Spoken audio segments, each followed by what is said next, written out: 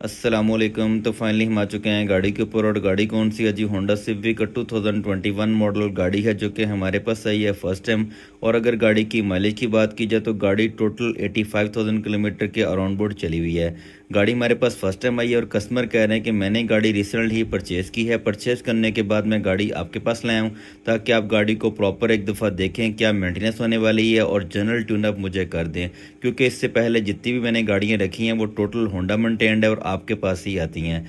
तो गाड़ी का general tune up, general maintenance वाला काम हमने स्टार्ट कर दिया है, जिसमें सबसे पहले व्हील इसके ओपन हो चुके हैं, गाड़ी लिफ्ट अप भी हो चुकी है। ब्रेक ऑयल का लेवल जो है वो थोड़ा सा कम है, उसको चेक करेंगे। कूलेंट के लेवल की अगर बात की जाए तो कूलेंट लेवल इसका बिल्कुल ओके है। साथ ही साथ अगर ड्राई बेल्ट की बात की जाए तो ड्राई बेल्ट भी अभी क्रैक नहीं है, उसकी कंडीशन ऑल गुड है। बाकी अगर इंजन ट्रांसमिशन की चीज़ों की कंडीशन देखी जाए तो देखने में लगता यही है कि गाड़ी 85,000 किलोमीटर ही चली हुई है, गाड़ी की माइलेज ज़्यादा नहीं है, क्योंकि जितने भी कंपोनेंट हैं उनके ऊपर प्रॉपर जो गाड़ी की मार्किंग होती है होंडा की वो सारी की सारी लगी हुई है। बैटरी टर्मिनल गाड़ी के बिल्कुल ओके हैं, बैटरी इसमें ड्राई डली हुई है। थ्रॉटल बॉडी की अगर बात की जाए तो थ्रॉटल बॉडी भी ऑलमोस्ट ओके है, इतनी ज़्यादा इसके अंदर कार्बन वगैरह नहीं है। कस्टमर कह रहे हैं कि मुझे इस गाड़ी की बिल्कुल डिटेल नहीं पता, क्योंकि होंडा में इस गाड़ी का कोई भी रिकॉर्ड नहीं है। तो गाड़ी की ओवरऑल इंजन की कंडीशन, सस्पेंशन की कंडीशन, वो सारी हम कस्टमर को साथ साथ चेक करके बताते जाएंगे।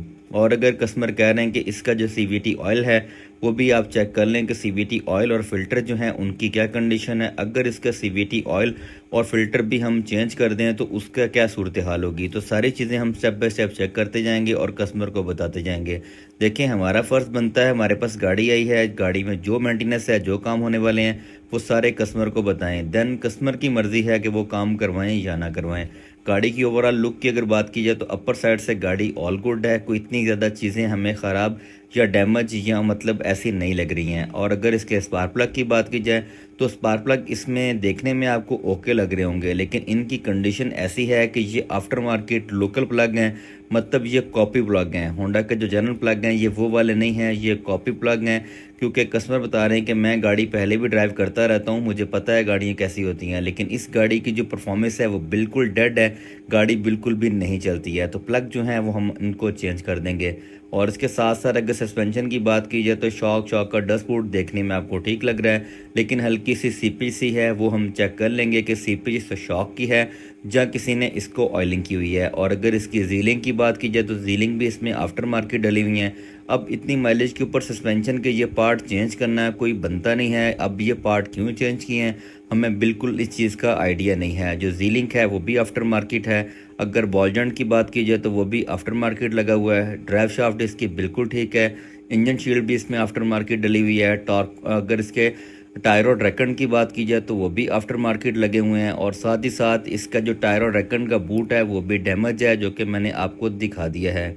अब इतनी माइलेज के ऊपर ये चीज़ें आफ्टर मार्केट लगाना कुछ समय से बाहर वाली बात है, क्योंकि अपर साइड से कंडीशन गाड़ी की हमने देखी है तो गाड़ी की कंडीशन इतनी ख़राब नहीं है जितने इसके पार्ट चेंज हैं। अब ये पार्ट क्यों चेंज किए गए हम कस्टमर को सारी चीज़ें बताते जाएंगे ताकि उनको पता हो कि गाड़ी जो उन्होंने बाय की है गाड़ी में क्या क्या मसले मसाइल हैं और कौन कौन से काम इसके होने वाले हैं। राइट साइड से सस्पेंशन आपने देख लिया है। अगर इसके इंजन की बात की जाए तो इसमें कोई लीकेज वगैरह नहीं है, लेकिन इसका जो ड्रेन बोल्ट है उसके ऊपर जो चमड़े की वॉशल आती हैं वो लगी हुई हैं, इसमें जो जनरल वॉशल आती है वो वाली नहीं लगी हुई। तो लेफ्ट साइड का जो टायर और रैकेंड है वो भी आफ्टर मार्केट डला हुआ है। लो आर्म के जो बुश हैं वो भी चेंज हैं। बॉल जॉइंट भी आफ्टर मार्केट डला हुआ है। और जो डिस्क प्लेट है वो आपके सामने है। इस साइड की जो जीलिंग है वो भी आफ्टर मार्केट डली हुई है। अब ये पार्ट इस गाड़ी के इतनी माइलेज पे चेंज करना कुछ बनता नहीं है। अब साइंस हमें खुद समझ नहीं आ रही है कि गाड़ी की अगर ओवरऑल लुक की बात की जाए तो गाड़ी काफ़ी माशाल्लाह बिल्कुल कंडीशन ओके की है। कोई भी इतनी मतलब वो रुली हुई गाड़ी नहीं है कि बहुत ज़्यादा उसके साथ जुगाड़ हुए हैं, लेकिन इतनी कम माइलेज के ऊपर गाड़ी के सस्पेंशन के पार्ट चेंज करना ये समय से बाहर है। और सलेंसर भी ठीक है, एग्जॉस्ट पाइप भी ठीक है, अंडर कवर शील्ड भी ठीक है। इसके साथ साथ इसकी जो हीट शील्ड है वो भी बिल्कुल ठीक है। अगर रेयर सस्पेंशन की बात की जाए तो रेयर सस्पेंशन भी गाड़ी का ऑल गुड है, कोई भी पार्ट डैमेज या ख़राब नहीं है, जो कि मैंने सारी चीज़ें आपको दिखा दी हैं।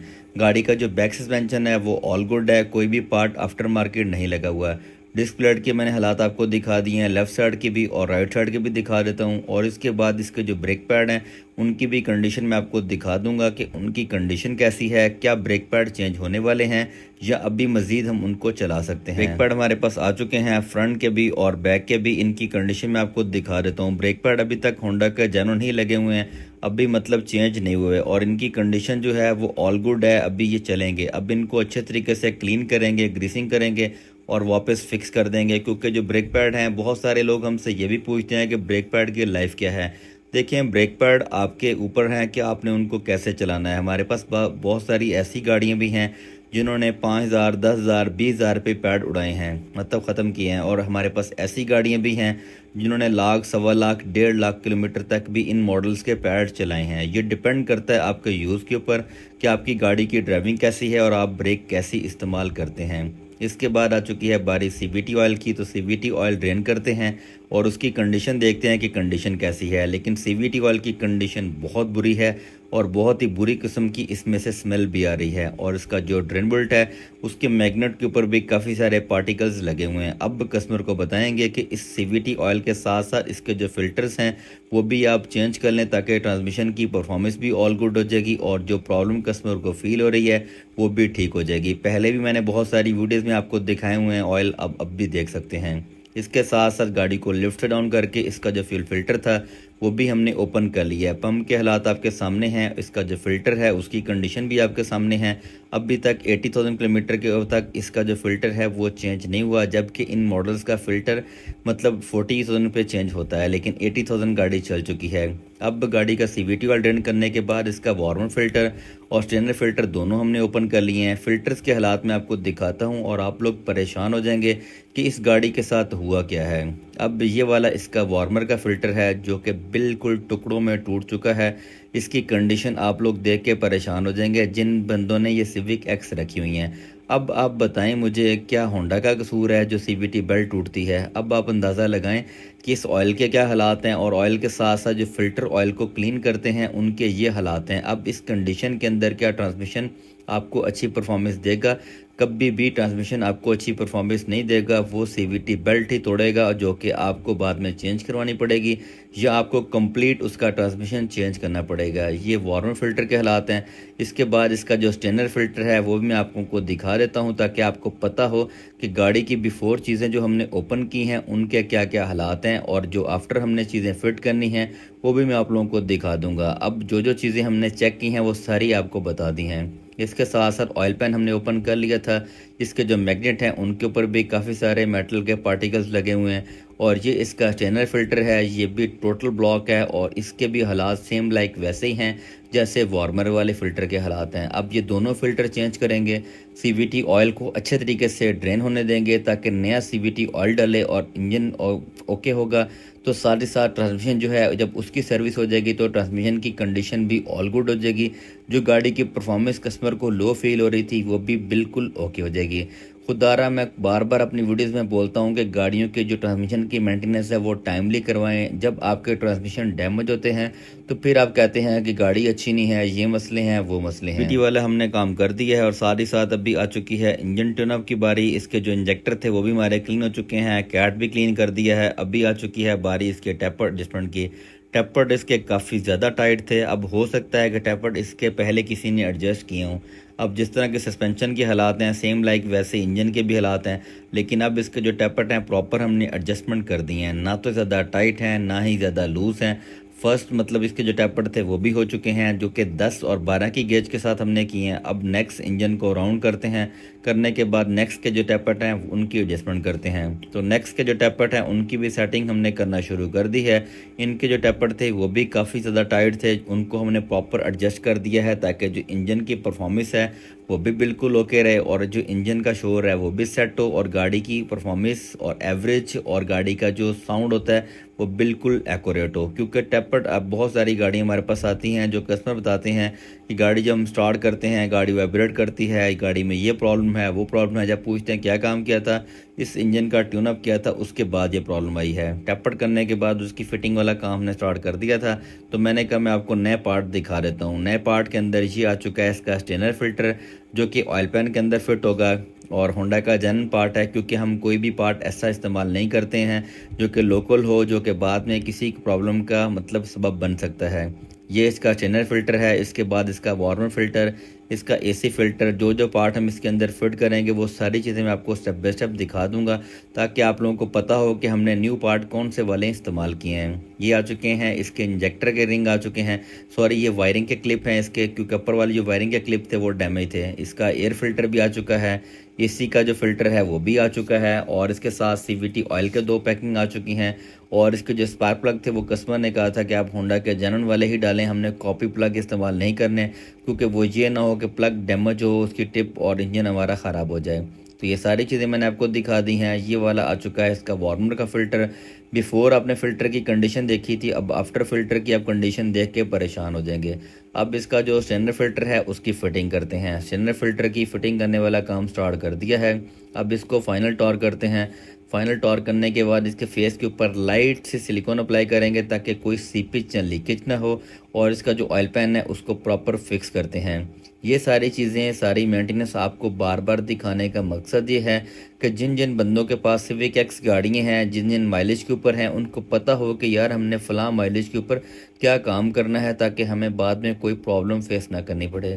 وارمر فلٹر بھی فٹ ہو چکا ہے، وارمر بھی ٹار کر دیا ہے، اور اس ایریا کو پراپر ہم نے کلین بھی کر دیا ہے۔ اس کے ساتھ ساتھ اس کا جو آئل پین تھا وہ بھی فٹ ہو چکا ہے، اور آئل پین فٹ کرنے کے بعد اس کے جو بولٹ وغیرہ ہیں ٹار کر کے پراپر نیٹ اینڈ کلین کر دیا ہے، تاکہ بعد میں اس میں کسی قسم کی کوئی لیکیج یا سیپیج نہ ہو، تاکہ بعد میں کسٹمر کو کسی پرابلم کو فیس نہ کرنا پڑے۔ اس کے بعد باری آ چکی ہے اسپارک پلگ کی۔ اسپارک پلگ بیفور آپ نے دیکھے تھے ان کے کیا حالات تھے، بھی آفٹر آپ دیکھ سکتے ہیں۔ جو جنرل اسپارک پلگ ہیں ان کی لک دیکھنے میں کیسی ہوتی ہے، اور ان کا پارٹ نمبر وغیرہ میں نے آپ کو آلریڈی پہلے ہی دکھا دیا ہے۔ جو جنرل اسپارک پلگ ہیں، اگر آپ کی فیول کوالٹی اچھی ہے، آپ فیول اچھا استعمال کرتے ہیں، غلط فیول نہیں ڈالتے ہیں، تو یہ 1 لاکھ کلومیٹر آرام سے پلگ چل جاتے ہیں۔